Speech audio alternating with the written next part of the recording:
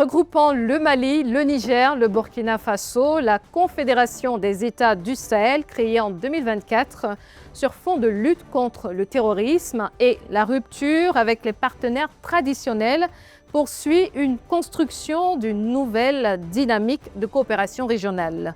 Nonobstant les enjeux sécuritaires, l'AES doit faire notamment face à des défis économiques et sociaux, notamment la croissance économique, la réduction de la pauvreté, l'accès aux services sociaux de base ou encore les perspectives pour la jeunesse. Cette nouvelle édition de Politicia pour jeter un regard sur le bilan de l'AES et les perspectives. Avec nos invités en duplex de Niamey, M. Mohamed Sékou Doro, président du comité de soutien à l'AES, pour une conscience politique en duplex de Niamey. Merci d'avoir accepté notre invitation.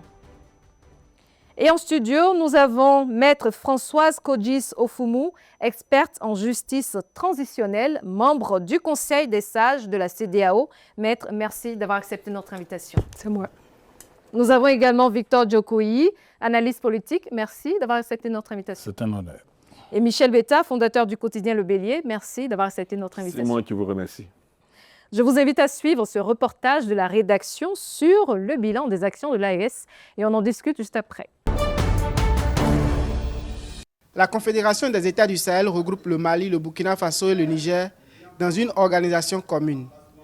Les trois pays coordonnent leurs actions dans les domaines de la sécurité, de l'économie, de la monnaie et de la diplomatie en dehors du cadre de la CEDEAO.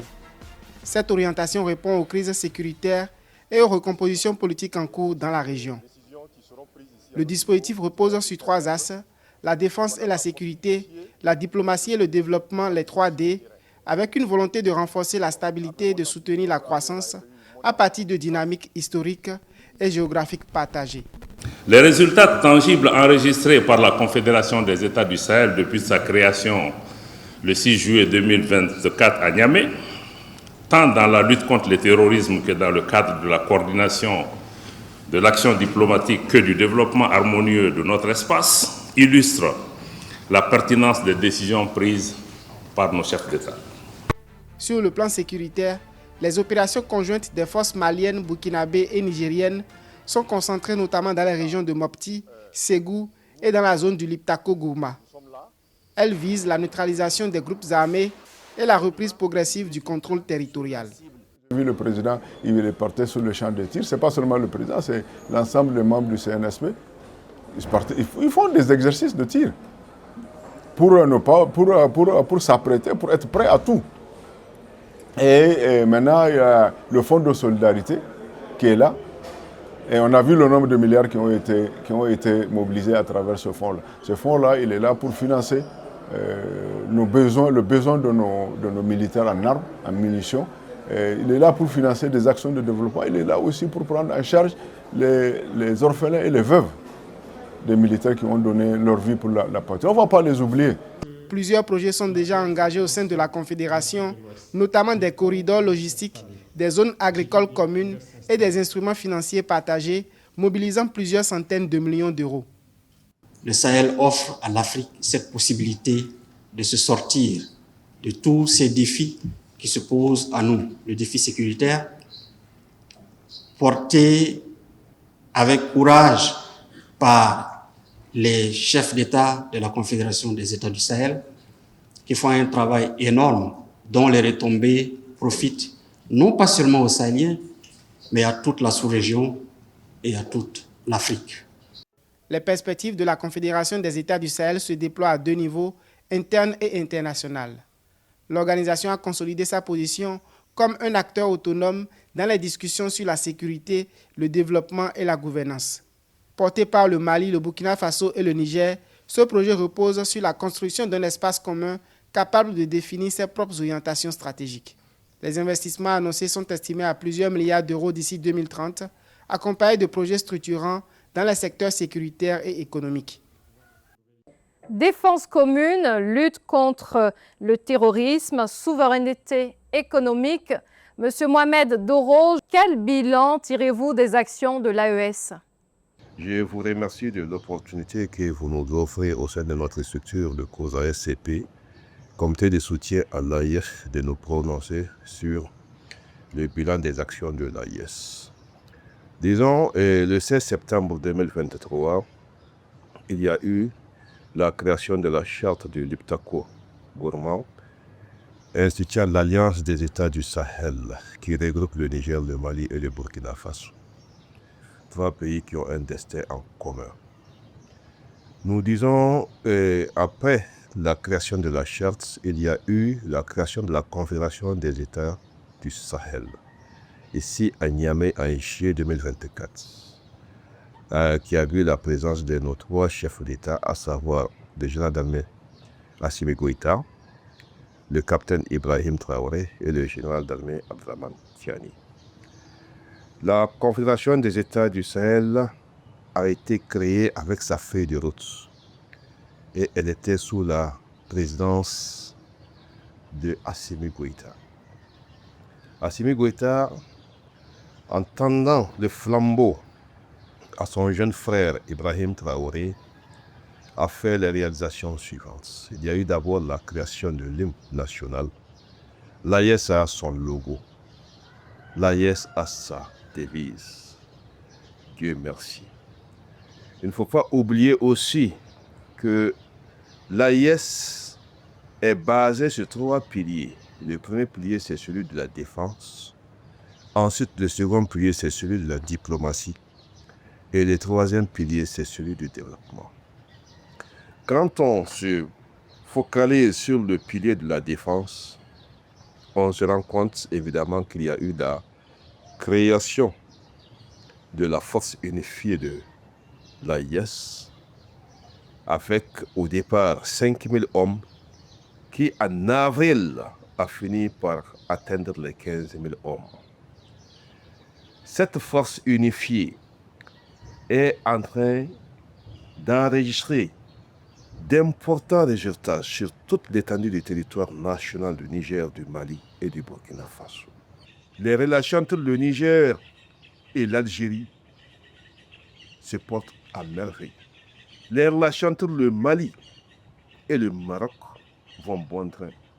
Les relations entre le Burkina Faso et la plupart des pays de l'Afrique, du continent africain, et au-delà même de certains pays du continent européen, sont en train de reprendre. Et c'est une très bonne chose. Maître Ofoumou, défense commune, lutte contre le terrorisme, souveraineté économique sont les enjeux justement de l'AES. Quel bilan tirez-vous à date? De prime abord, je voudrais souligner que la Confédération là, est fondée sur l'Alliance des États. Et à ce niveau déjà, l'Alliance des États, c'est à la fois une réponse politique forte par rapport à la crise profonde qui s'était produite. Et face à cela, nous avons un projet ambitieux. Mais ce projet ambitieux, je voudrais dire qu'il est encore fragile. Projet fragile. Et la réussite de ce projet, je veux dire pour sa réalisation, ce projet dépend de la capacité même des États de la Confédération, de leur capacité à produire, j'allais dire, des résultats concrets. Et ces résultats concrets, comme il a si bien souligné, en matière sociale, en matière économique, en matière de sécurité. Et pour moi, je ne peux pas affirmer que le bilan est véritablement, comment je vais appeler ça, on ne peut pas se lancer des fleurs tout de suite, je veux dire. Ce bilan, pour moi, est mitigé. Mitigé parce qu'il y a des avancées, certes, mais ces avancées-là sont limitées. J'en veux pour preuve qu'au niveau sécuritaire, on doit reconnaître naturellement la volonté de coordination de ces États-là, de la force des forces entre le Mali, le Burkina et le Niger. Mais il y a quand même des attaques qui persistent. Et il y a un problème au niveau du contrôle même territorial, j'allais dire, qui reste à étudier, quoi. Nous allons venir. Et c'est pourquoi je pense que c'est sur... je suis d'accord qu'on parle de bilan mitigé pour dire que volonté politique forte, mais les résultats sont insuffisants pour le moment. Victor, quel regard portez-vous justement sur le bilan à date de l'AES? D'accord, merci beaucoup.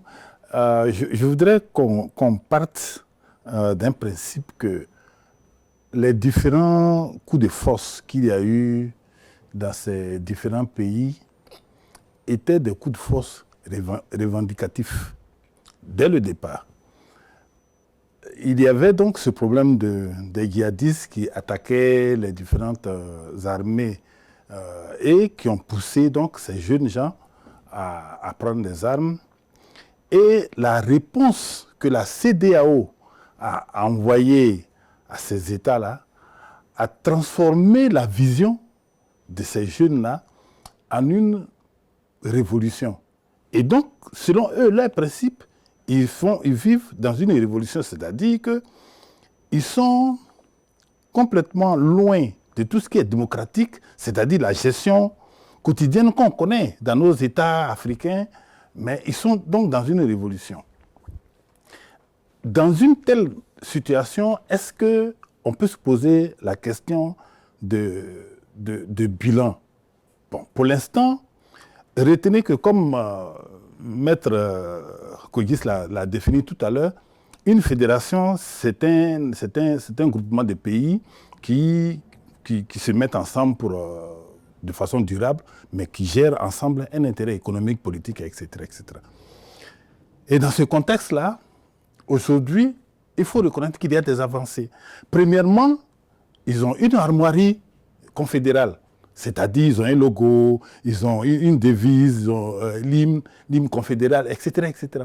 Ensuite, ils viennent de fêter, enfin ils viennent d'inaugurer le BICID qui est la banque d'investissement. Et ça, c'est très important. Ils ont ensuite une radio, une télévision confédérale à eux pour informer, selon eux, leurs principes, leur population. Ensuite, ils ont une armée, c'est la première fois qu'on voit ça en Afrique d'ailleurs. Ils ont une armée conjointe de près de 7000 personnes pour lutter justement contre le terrorisme. Rappelez-vous que dans ces 3 pays, il y avait la MINUSMA, mais qui n'a pas véritablement combattu les terroristes. Et eux, ils s'engagent à le faire. Donc, au jour d'aujourd'hui, c'est vrai, tout n'est pas forcément rose, mais petit à petit, je pense qu'ils sont en train d'y arriver. Donc, comme Maître l'a dit, le bilan est plus ou moins mitigé. Michel, réaction? Oui, moi je vais sortir du schéma institutionnel qu'eux-mêmes veulent décrire sur leur bilan pour m'attaquer aux réalités sociales, économiques et politiques qui minent ces différents pays. Ils sont partis de coups d'État depuis 2021. Certains sont là même. Depuis 2021, chacun a fait son coup d'État et après, ils ont décidé de se mettre ensemble devant les sanctions ciblées de la CEDEAO et de l'UEMOA. Ils ont décidé de se mettre ensemble, ils ont créé la Confédération des États du Sahel. Et depuis lors, ils tentent de mener des actions en vue certainement de séduire les populations, mais la réalité sociale les rattrape. Aujourd'hui, le Mali, la question de l'électricité est une question essentielle au-delà même du Mali. Le Burkina, aujourd'hui, ils ont besoin de la Côte d'Ivoire qui avait en son temps avec qui ils ont rompu certaines relations, mais ils ont besoin de ces États de la sous-région-là pour les aider dans leur marche de souveraineté. Moi, je dis, il ne faudrait pas qu'on en arrive à abuser suffisamment les populations, qu'ils sachent que ça doit prendre fin désormais. Ça doit prendre fin, d'autant plus que les questions sur lesquelles ils se sont appuyés pour faire les coups d'État, ces questions sont loin d'être résolues. On a parlé de souveraineté, ils n'y arrivent même pas. On a parlé de lutte contre les djihadistes, la lutte est encore à l'État embryonnaire. Aujourd'hui, les budgets de ces pays-là, ces différents pays-là, les 3 budgets réunis ne font même pas 10 000 milliards. Et plus la moitié est consacrée à la défense. Le social même n'a même pas trop d'impact, sur le budget. Donc, je comprends qu'ils ont une volonté affichée, mais la réalité, ils sont rattrapés par la réalité. Mais il faut déjà sécuriser justement le territoire. Ils n'y arrivent pas. Non, mais c'est ce qu'ils avaient. Comment ça, ils n'y arrivent pas? Ils n'y arrivent pas, d'autant plus que les djihadistes continuent de tuer. Je vous invite à suivre ce reportage de la rédaction et on en discute juste après. Dans le cadre de la consolidation des acquis de l'an 1 et de la mise en œuvre de la feuille de route de l'an 2, les chefs d'État du Burkina Faso, du Mali et du Niger poursuivent les actions pour une indépendance politique, sociale et économique en vue d'apporter des solutions concrètes aux attentes des populations, estimées à plus de 70 millions au sein de l'AES. Sur le plan sécuritaire, la mise en place de la force unifiée en 2025 forte de 15 000 soldats pour la lutte contre les groupes armés terroristes, le rétablissement de l'autorité de l'État et la sécurisation des frontières. Le Burkina Faso a enregistré un taux de reconquête de son territoire de 72,70% au premier semestre 2026, contre 70,89% en décembre 2024. Avec une baisse de 45% des décès liés au terrorisme en 2025, le Niger 41% et le Mali 43,5%. Nous avons dit que nous sommes AES. Nous restons AES.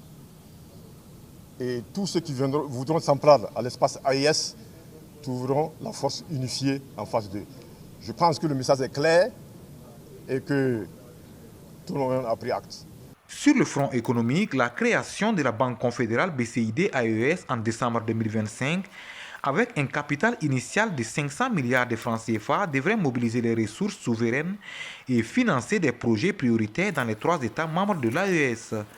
Sur le plan de la souveraineté informationnelle, les 3 chefs d'État ont lancé en décembre 2025 à Bamako la chaîne de la télévision de l'AES avec une programmation commune axée sur l'actualité des 3 pays, notamment sur la défense, la sécurité et le développement.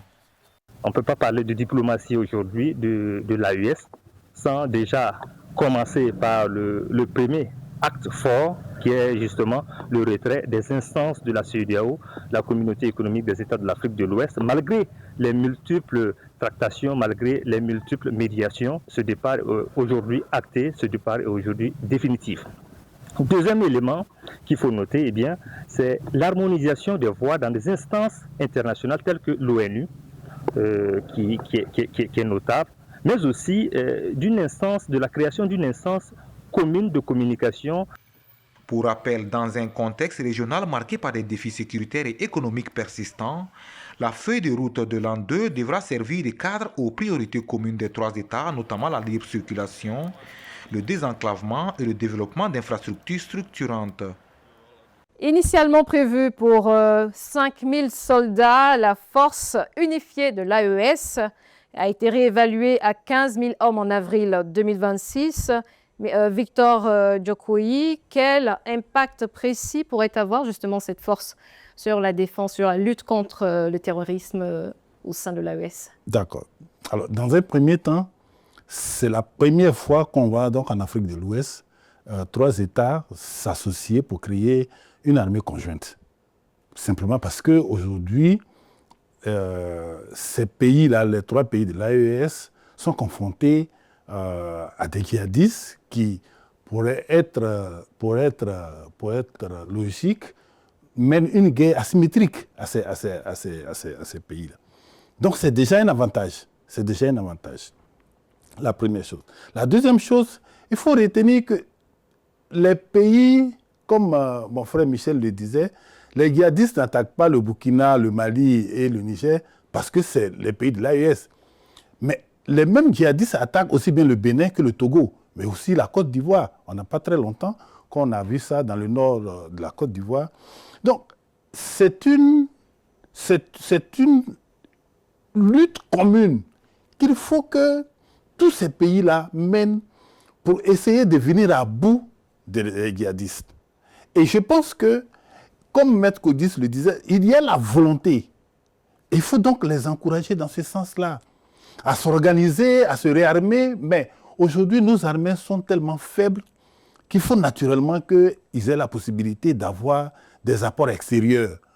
Bon, je ne suis pas dans leur stratégie de lutte contre le terrorisme, mais je pense qu'ils se sont orientés vers la Russie qui leur vient en aide en leur apportant la technologie pour arriver à bout de des terroristes, et je pense que ça va porter. Mais il faut être simplement patient. Mohamed Doro, justement, quel impact pourrait avoir la force unifiée dans le cadre de la lutte contre le terrorisme au sein de l'AES? L'importance de la force unifiée de la Confédération des États du Sahel, c'est une importance qui se passe de tout commentaire. C'était une force de 5 000 hommes au départ qui est passée à 15 000 soldats. Et ces 15 000 soldats vont opérer sur toute l'étendue du territoire national du Niger, du Mali et du Burkina Faso. Contrairement à ce qui se faisait avant, bien avant la création même de l'AIS, lorsque la force Barkhane était basée au Mali. À cette époque, quand les soldats du Niger menaient leurs opérations contre les mouvements terroristes, arrivés à la frontière malienne, ces soldats étaient obligés de s'arrêter et de replier. Et de l'autre côté du Mali, très souvent, la relève n'est pas assurée. Il n'y avait pas de coordination entre les troupes sur le sol.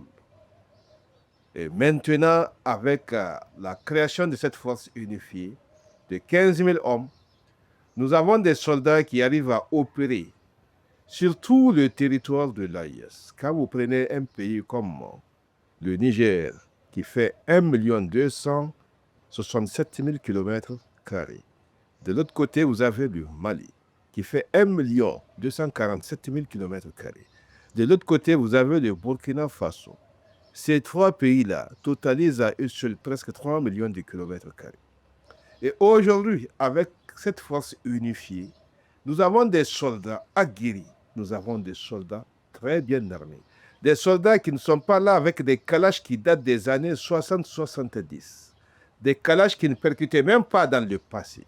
Aujourd'hui, ces soldats-là sont très bien dotés. Ils sont expérimentés. Ils sont bien armés. Et ces soldats-là, aujourd'hui, ils mènent leurs opérations sur tout le territoire de l'AIS. Michel, réaction? Oui, mais il faut le dire, la force mise en place, une force nécessite assez de moyens. Ces pays-là, je le dis, en fait, il y a de la volonté, mais sur le terrain, il ne peut pas avoir d'effet efficient. D'autant plus que ces forces de 15 000 hommes, il faut des moyens suffisants, les moyens pour les armer, les moyens pour les déployer, des moyens qu'ils n'en ont pas. Et aujourd'hui, c'est vrai qu'ils s'appuient vers des partenaires, mais les partenaires dont ils parlent, c'est des partenaires qui ne viennent pas en aide de façon concrète à ces pays-là. On le voit dans la lutte contre le terrorisme, ils sont isolés, ils sont abandonnés. C'est pourquoi aujourd'hui même, je suis récemment, il y a un des chefs d'État, des chefs militaires qui était... je ne parle pas des chefs d'État militaires, mais des commandants militaires qui étaient à la réunion de la CEDEAO. Parce qu'ils ont compris, c'est vrai qu'ils font leur jeu de AIS, mais ils ont compris que sans les autres États, ils ne sont pas suffisamment assez forts pour faire face au terrorisme qui est une force multiforme. Aujourd'hui, les terroristes ont pris du terrain, ils ont gagné du terrain, et pour les arrêter, ce n'est pas cette force-là qui pourra le faire, cette force sans moyens. Moi, je dis aujourd'hui, l'AES a montré de la volonté, mais la volonté seule ne suffit pas. La preuve en est, ils viennent de mettre une banque en place. Encore, il faut la financer. Avec quels moyens? Ils ont décidé de soustraire 5% des exportations pour financer cette moyen. Il faut que ces fonds-là, d'abord, viennent. Et bon, donc là, il y a trop de problèmes. Après 2 ans d'existence, c'est des effets plus d'annonces que des effets concrets sur le terrain. Que ce soit au plan militaire, c'est maintenant ils mettent la force en place. La force va aller sur le terrain. Cette force a besoin de moyens. Où ils comptent tirer ces moyens, ils ne le disent pas. Eux-mêmes, leurs armées ne sont pas suffisamment outillées pour faire face à ce terrorisme et puis mettre en plus une force commune en place. On pourrait saluer la mise en place de la force commune, mais la force commune a déjà existé. Elle a déjà existé sous le couvert avec des puissances multinationales, les forces européennes, les forces africaines, mais elle n'est pas arrivée à bout de ces terroristes, bien qu'elle ait pu suffisamment le canaliser. Mais aujourd'hui, l'AES seule, elle a quel moyen pour faire face à ce terroriste qui, depuis des années, mine les différents territoires. Je crois qu'aujourd'hui, l'AES, après 2 ans, devrait pouvoir faire un bilan qui n'est pas celui de la fafaronnade, mais un bilan qui est pratique, qui est concret, pour mettre à la disposition de chacun, pour qu'on puisse observer. Sinon, ce qui est dit aujourd'hui, c'est toujours des effets d'annonce. Donc, réaction, Victor? Oui, bon, je veux dire que je ne sais pas qu'est-ce que mon ami Beta appelle la fafaronnade. La gestion d'un État est trop compliquée. Ils sont là depuis 4 ans. Vous savez que quand on a 4 ans de gestion, on doit avoir des bilans chiffrés, mesurables, observables. Ce n'est pas ceux-là qu'on voit. Oui, on ne gère pas un pays avec l'imaginaire. On gère un pays avec les moyens, on gère un pays avec la stratégie, on gère un pays avec la volonté. Ils ont la volonté, ils ont la stratégie, et je pense qu'il faut leur accorder la possibilité, doucement. Effectivement. Tout à fait. D'y arriver. Qu'est-ce que vous considérez comme temps d'année? Non, mais ils ont pris le pouvoir sur la base de ce qu'ils vont mettre fin aux terroristes depuis 2021. Mais est-ce que ça... Non, mais c'était leur objectif, puisqu'ils estimaient que les autres, le terroriste en sévissait malgré la présence des autres forces. Oui, mais est-ce que ça peut se faire à coup de bâton magique? Non. Mais il y a des réformes qui sont mises en place. Non, ces réformes-là, TAD, et ils sont toujours au pouvoir. Vous avez 15 000, une force unifiée de 15 000 hommes. Mais elle n'est même pas encore déployée. C'est aujourd'hui on parle d'elle, elle n'est même pas encore déployée. Quels sont ses moyens logistiques, humains? Bon, Maître réaction. Je pense que c'est déjà un acquis de mettre en place 15 000 personnes, une armée constituée de 15 000 hommes pour pouvoir relever ce défi-là, ce défi de l'insécurité. Mais c'est les gens de la Confédération, quand ils ont mis en place ils ont eu la volonté de mettre en place cette armée conjointe, c'est pour mutualiser leurs efforts contre les groupes terroristes, justement. Et comme l'a si bien dit la coordonnatrice Marcel, ça ne peut pas se faire... je veux dire, comme du jour au lendemain. Ils auraient pu prêter aussi on a des chiffres. Oui, mais ceux qui le faisaient avant. On a des chiffres. On a le Burkina Faso, justement, qui a récupéré 74% de son territoire en avril. Mais ce n'est pas total, hein. Non, ce n'est pas total, mais des efforts ont été faits. Oui, mais ça a par rapport à 2021.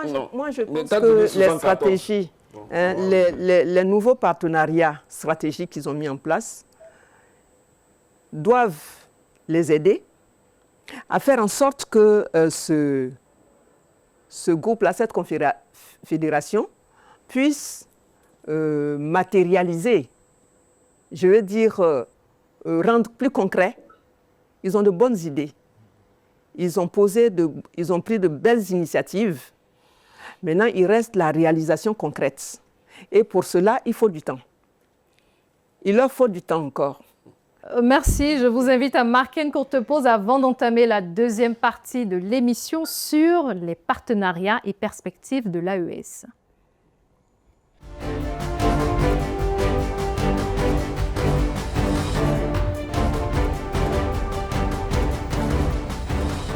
Retour sur ce plateau pour ce spécial Politicia AES, partenariat et perspectives est le thème de cette deuxième partie de l'émission dont je vous invite à suivre 7 éléments de la rédaction et on en discute juste après. Depuis la montée en puissance de l'Alliance des États du Sahel, l'Afrique de l'Ouest fonctionne sur une logique de bloc. Le Togo adapte en conséquence sa stratégie 2026-2028 sous l'impulsion du président du Conseil, Faure Essorzimna Gnassingbé. Il ne s'agit plus d'appliquer un cadre hérité de 2021, mais de composer avec une géopolitique mouvante où les lignes d'influence se déplacent. Aujourd'hui, nous avions la Confédération des États du Sahel qui est en dehors de la CEDEAO. Donc vous voyez que nous sommes dans un nouveau contexte géopolitique, c'est pourquoi nous avions mis en place sur les instructions du président du Conseil, le président Faure Gnassingbé, cette deuxième stratégie pour travailler davantage à la fois avec tous les pays du Sahel et en particulier avec les pays de l'AES. Dans cette reconfiguration, la réponse togolaise s'articule autour de 5 axes. dialogue politique avec les pays sahéliens, lutte contre le terrorisme, intégration des populations, coopération économique et renforcement des systèmes éducatifs et de formation. Une grille d'action conçue pour stabiliser sans s'aligner. Lomé veut rester une ville de dialogue. Le Togo est un pays de paix. Nous travaillons pour la paix, pour la tolérance, pour le dialogue entre les populations, entre les peuples, entre les gouvernements. Le fait que le président de la Commission de la CEDEAO et les ministres des Affaires étrangères de l'AES se rencontrent ici montre que non seulement nous sommes un pays de paix, un pays de dialogue, le Togo est un pont entre l'AES et la CEDEAO, un pont entre l'AES et la communauté internationale. Les données donnent la mesure de l'enjeu. L'Alliance des États du Sahel regroupe 3 États, le Mali, le Burkina Faso et le Niger, pour près de 80 millions d'habitants et environ 62 milliards de dollars de produits intérieurs bruts. Cet ensemble encore en structuration, mais déjà engagé dans une dynamique confédérale, évolue dans un environnement sécuritaire sous pression. Au cœur de la réunion du 18 avril 2026, au Palais des Congrès de Lomé, le Togo a réussi à maintenir un espace d'échange en réunissant ministres sahéliens et représentants de la CEDEAO. Dans un contexte où les cadres de concertation se resserrent, cette rencontre s'impose comme un point de contact direct entre acteurs régionaux. Une configuration peu fréquente portée par une approche inclusive et orientée vers le dialogue opérationnel. Maître Kodjis, comme on vient de le suivre dans l'élément, le Togo qui s'impose comme un acteur clé de la médiation entre l'AES et les autres États membres de la CEDEAO et aussi notamment de l'institution. Justement, quel regard portez-vous sur cet acte du Togo?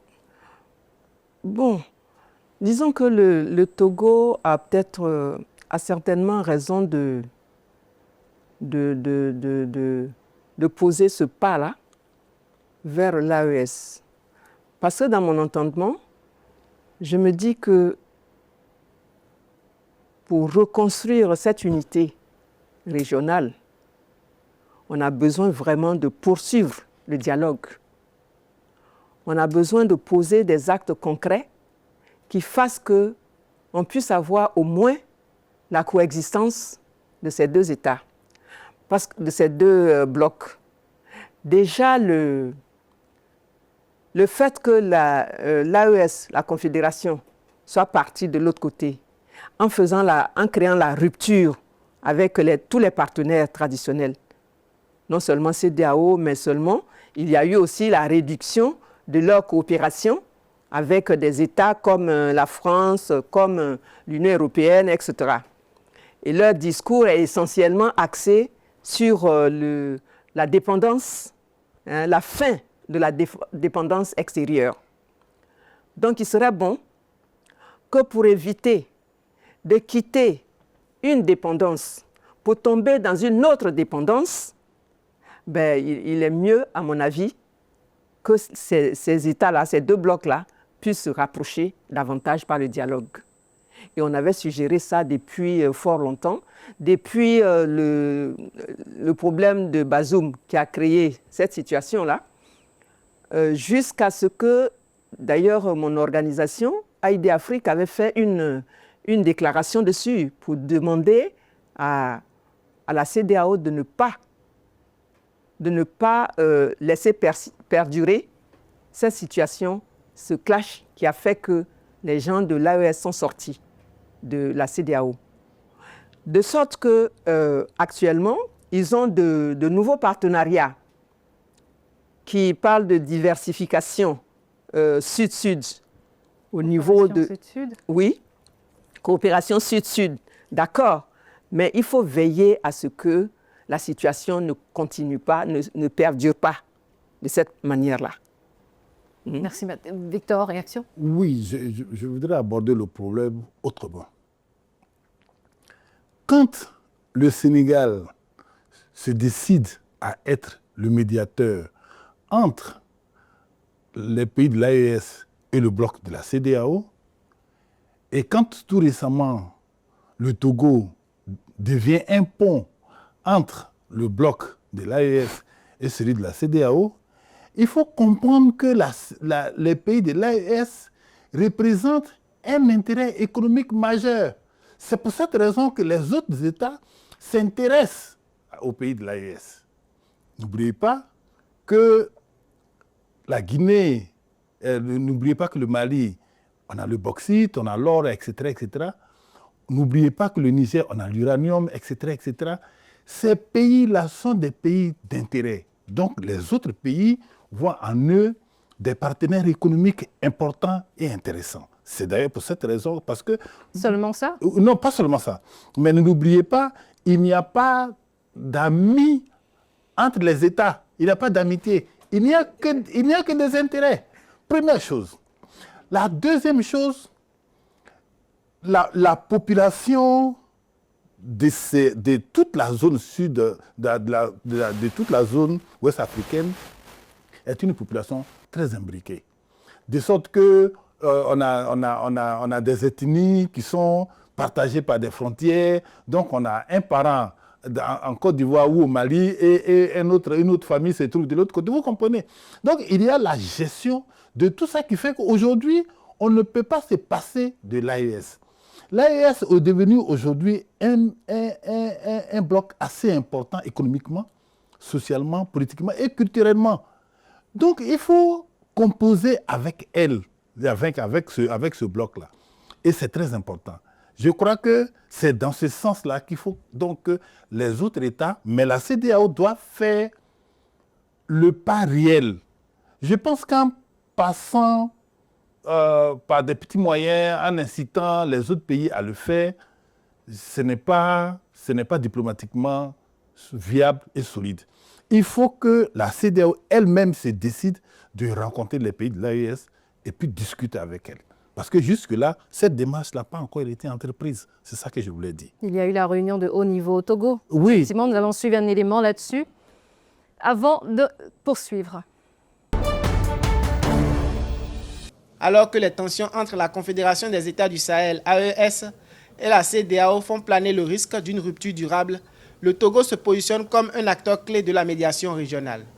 Sous l'impulsion du président du Conseil, le Togo mise sur une diplomatie active pour retisser les liens fragilisés en Afrique de l'Ouest.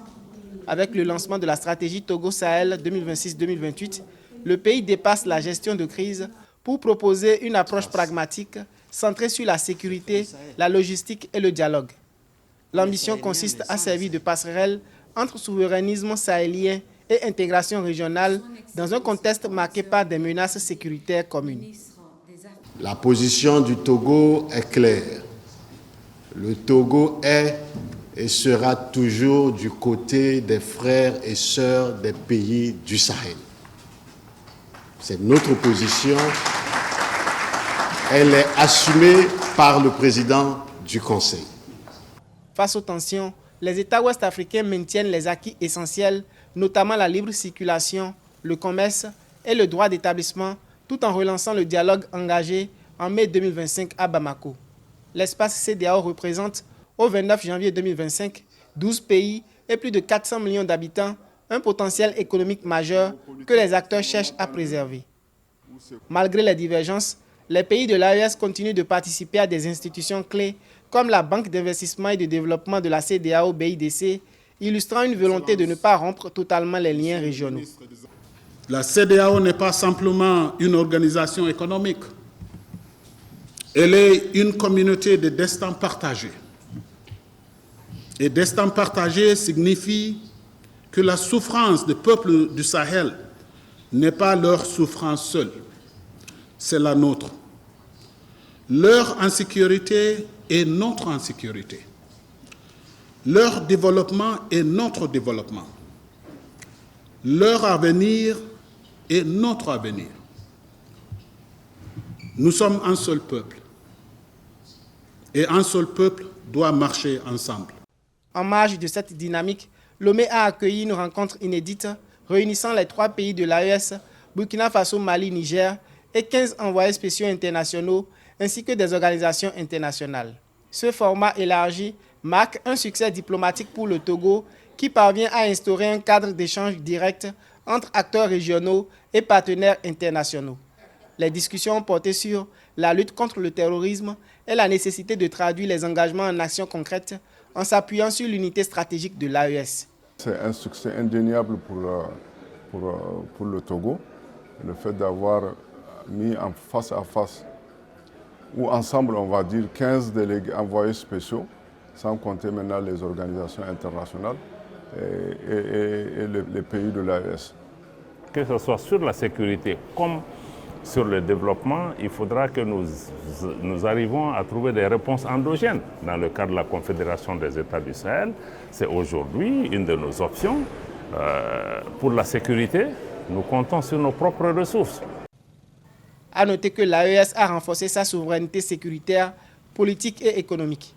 Depuis le 16 septembre 2023, les 3 États ont engagé des opérations militaires conjointes dans le Liptako-Gourma et posé les bases d'une force commune.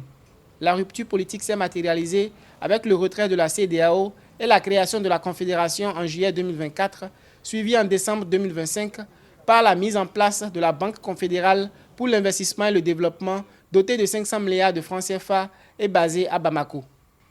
Parallèlement, des projets de monnaie commune, de libre circulation et d'intégration économique traduisent une volonté d'autonomie. Portée par la devise « Un espace, un peuple, un destin », l'AES s'affirme comme un bloc en construction déterminé à peser sur son avenir. C'était le reportage de la rédaction. Monsieur Mohamed Doro, la stratégie Sahel 2026-2028 du Togo, justement portée par le gouvernement de Faure Gnassingbé, vise 5 axes, notamment le dialogue politique avec les pays sahéliens, la lutte contre le terrorisme, l'intégration des populations, la coopération économique et le renforcement des systèmes éducatifs et de formation. Quel regard portez-vous justement sur cette stratégie menée par le Togo? C'est un regard qui nous permet de mieux nous orienter.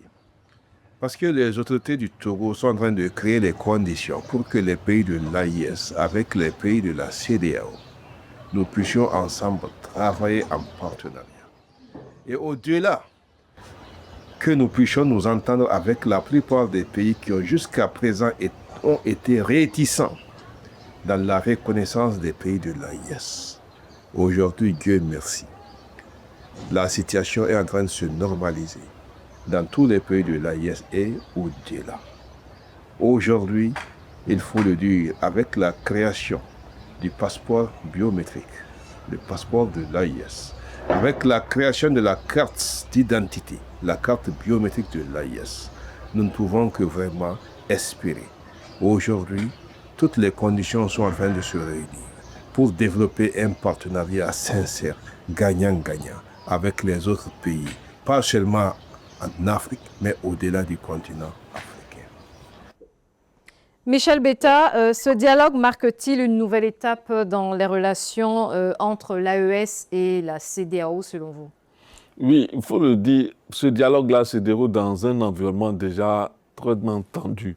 Vous savez, le Togo n'est pas un modèle de démocratie avec ces changements de régime qu'a eu le président Faure Gnassingbé. Donc, il ne peut que s'inscrire dans cette dynamique-là parce que ce qui est demandé au pays de l'AES, c'est tellement simple, c'est de faire en sorte que le peuple puisse choisir ses dirigeants, ses élus. Mais ce qui n'est pas le cas, et on s'impose à ce peuple-là, et on veut s'imposer aux autres partenaires internationaux. C'est ça la grande question. Aujourd'hui, l'AES fonctionne comment? Des acteurs militaires qui ont fait des coups d'État et qui sont à la tête de ces États et qui décident pour tout un peuple qui ne peut même plus s'exprimer. Les partis politiques ont disparu dans certains pays. La société civile est presque une société civile aux autres. Et vous voulez que dans ce contexte-là, on puisse applaudir ces États-là et leur dire, bon, vous faites bien. Non, on ne peut pas. C'est dommage, mais cette rénonciation à la démocratie, à l'expression populaire-là, n'est pas une bonne chose pour l'Afrique. C'est vrai qu'en termes de partenariat, nous savons que les djihadistes sont aux portes de ces pays de l'AES et nous ne pouvons pas être indifférents parce que ces djihadistes, quand ils auront conquis ces territoires-là, c'est nos territoires, ils viendront conquérir, sans compter les nombreux déplacements, les populations qui sont obligées de fuir certaines zones. On n'en dénombre plus aujourd'hui dans ces pays-là. Donc, c'est dire que nous sommes face à un dilemme et face à ce dilemme-là, il faut avoir une voie très claire pour dire à ces pays de l'AES, sortez de cette exception de gouvernement-là avec des chefs d'État militaires pour que nous puissions avoir des dialogues francs et constructifs pour notre sous-région et pour nos peuples. C'est ça la grande question. Victor, réaction? Oui, je vais redire ce que j'avais dit auparavant. Les pays de l'AES sont dans une logique souverainiste. Et la logique souverainiste, là, qu'on le veuille ou qu'on ne le veuille pas, en tenant compte de l'histoire coloniale de nos États, on comprend qu'il est temps, il est arrivé à un certain moment de maturité où il nous faut sortir des relations compliquées avec les pays colonisateurs, comme la France, la Belgique, etc. etc. Déjà ça, c'est un élément important qui doit nous pousser à soutenir les pays de l'AES. Déjà ça. Ce n'est pas suffisant. Déjà, oui, je sais que ce n'est pas suffisant. Mais déjà ça, cette exploitation des pays africains ne doit pas continuer. Ça, c'est la première chose. La deuxième chose, il nous faut aujourd'hui une émancipation nationale, une émancipation africaine, mais qui passe par la responsabilité, la liberté de gestion ou bien de gouvernance de nos États. C'est ce que les pays de l'AES font. Donc, quand on a fait asseoir ces principes-là, évidemment, on ne peut pas le faire seul. Et ça, je suis d'accord avec toi. On a donc besoin des autres États voisins, mais des autres États de la sous-région. Je vous l'ai dit, la position actuelle que les pays de l'AES vient de la réponse que la CEDEAO a donnée quand ces différents pays-là ont fait des coups d'État. C'est une réponse officielle. Ce n'est pas seulement mesuré pour ceux-là. Dans un premier temps, c'est une règle officielle. Dans un premier temps, la réaction de la CEDEAO. Dans un premier temps, il n'était pas question de créer une rupture. Dans un premier temps, les coups d'État là étaient basés sur des revendications de ce que les États dans lesquels ils étaient ne géraient pas bien les budgets de défense et qui faisait que les militaires étaient tués au front. Et ce n'est pas logique. Maintenant, il faut sortir de ça et demander que les autres pays, et la Côte d'Ivoire, le Togo, le Bénin, etc., se mettent ensemble avec ces pays de l'AES pour combattre le djihadisme. Parce que le djihadisme, là, ce n'est pas, je veux dire, ça n'attaque pas seulement l'AES. C'est un désordre que les Occidentaux ont créé en Libye et qui nous a envoyé ça. Donc nous devons nous mettre ensemble pour combattre cette guerre asymétrique-là. Ce n'est pas un problème de l'AES. Maître Kogis, quelles pourraient être les prochaines étapes de ce dialogue entre l'AES et la CEDEAO après cette rencontre de Lomé? Oui, mais ça s'est poursuivi en fait. Hein. La CEDEAO a désigné un médiateur. Les États de la Confédération ont désigné trois ministres des Affaires étrangères pour pouvoir les représenter à ce dialogue-là. Et les discussions se poursuivent encore, j'allais dire. Ça se poursuit parce que si sur le plan, le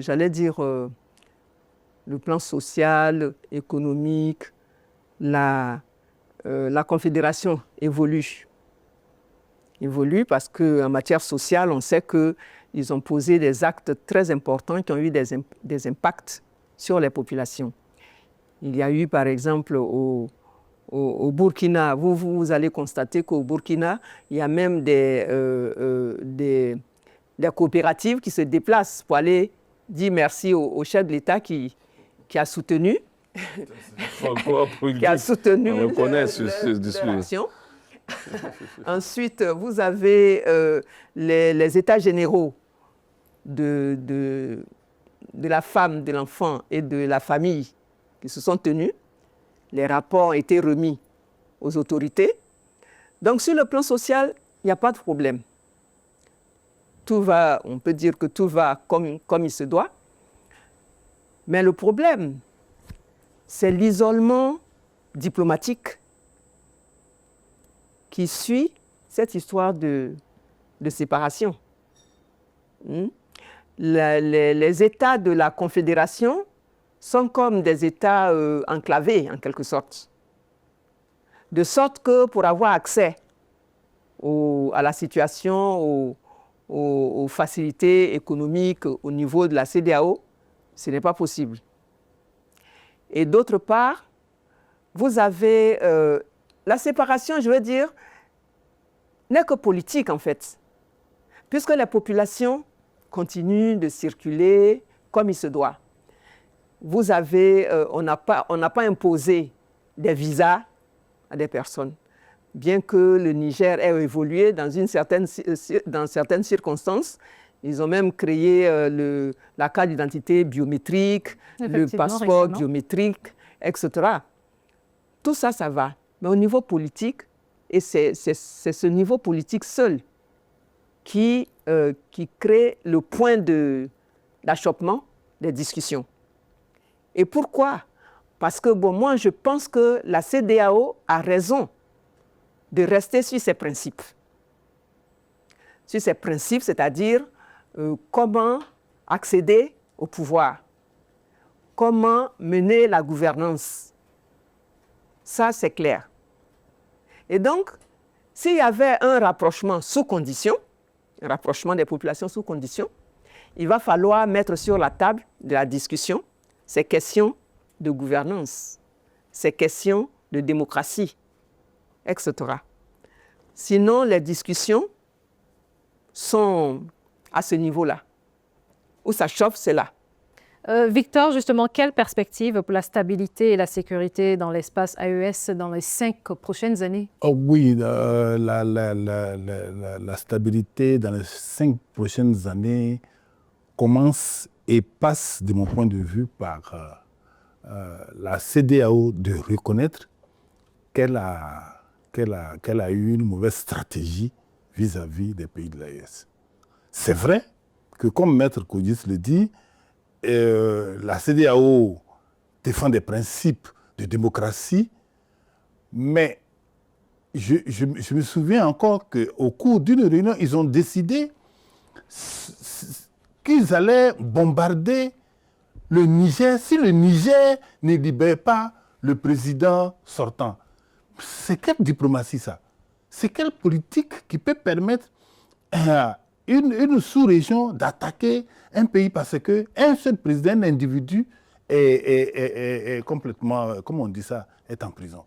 Ce n'est pas une bonne façon de fonctionner. D'ailleurs, ce fonctionnement-là fait que la CEDEAO elle-même a perdu sa crédibilité. Donc, première chose, il faut que la CEDEAO reparte vers les pays de l'AES pour s'excuser, pour reconnaître qu'elle a mal agi et mal géré la situation, première chose. Deuxième chose, la mutualisation des forces, de toutes les forces, force CEDEAO, force de l'AES, ensemble contre le djihadisme, parce que le djihadisme ne frappe pas que les pays de l'AES. D'ailleurs, c'est vrai que vous l'avez dit tout à l'heure, les attaques djihadistes dans les pays de l'AES a diminué.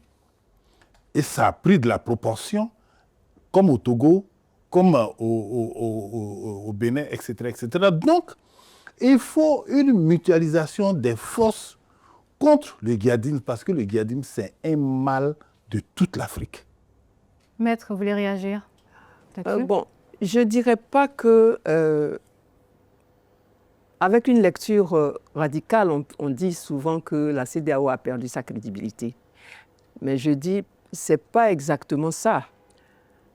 Parce que, quand même, la CEDEAO a été le facteur d'unité de la région, le premier facteur d'intégration au niveau de la sous-région, de sorte qu'on peut concevoir, on peut demander à la CEDEAO d'avoir une nouvelle approche de cette situation-là. C'est-à-dire aller de manière progressive, avoir beaucoup plus d'écoute que de parler. Avoir, j'allais dire, le sens du dialogue. Parce que le président Houphouët a dit que quand vous êtes en palabre, il est mieux de vous asseoir autour d'une table et puis essayer de négocier. Au lieu de commencer par la force. Parce que quand vous commencez par la force, vous êtes obligé de tout détruire. Et pourtant, après la destruction de tout ce que vous avez, vous êtes obligé de vous asseoir encore autour d'une table pour pouvoir discuter et trouver la solution au problème. Alors pourquoi ne pas commencer par cette discussion autour de la table? Donc on peut demander à la j'ai failli dire le CDPE, excusez-moi. On peut demander à la CEDEAO d'avoir une approche beaucoup plus, j'allais dire, une approche d'écoute et de structurer de manière intelligente ces interventions, au lieu de commencer par brandir le bras de fer. Et donc, en faisant cela, je pense qu'on peut réussir à rapprocher les deux bouts et faire en sorte que, après une coexistence, on puisse même parvenir à cette réintégration. Ça, c'est possible. Michel, réaction sur ce volet? Non, je note que les pays de l'AES ont décidé de diversifier leurs partenaires. On y compte parmi eux la Russie, la Turquie, la Chine. Mais cela n'est pas suffisant parce que par le passé, ils avaient des partenaires comme ceux de l'Union européenne. Ils ne sont pas arrivés à bout de ces djihadistes-là. Aujourd'hui, ils veulent changer de partenaire pour espérer arriver à bout de ces djihadistes-là. Mais la solution contre les djihadistes, nous tous nous le savons, c'est une solution, je veux dire, négociée avec les pays de la sous-région. Parce qu'eux, ils ont levé une force de 15 000 hommes. Imaginez si tous les pays de la sous-région étaient impliqués dans cette levée de cette armée-là. On aurait pu avoir 30 000 hommes qui seront prêts à combattre le djihadisme. C'est ça notre solidarité. Mais la base de cette solidarité, elle doit se faire dans des États qui sont démocratiquement viables. Maître Françoise Kodjis-Ofoumou, experte en justice transitionnelle et membre du Conseil des sages de la CEDEAO, merci d'avoir été l'invité de cette édition spéciale de Politicia. Michel Betta, merci d'avoir été là. Victor Diokoyi, merci d'avoir été là. Monsieur Mohamed Sekoudoro, président du comité de soutien à l'AES pour une conscience patriotique. Depuis Niamey, merci d'avoir participé à cette édition de Politicia. Merci, madame. Ça a été un plaisir de participer à cette émission sur Africa 24. Merci à vous, chers téléspectateurs, d'avoir suivi cette édition de Politicia qui a traité justement des bilans, des actions de l'AES. Dans quelques instants, une nouvelle édition de l'information sur Africa 24.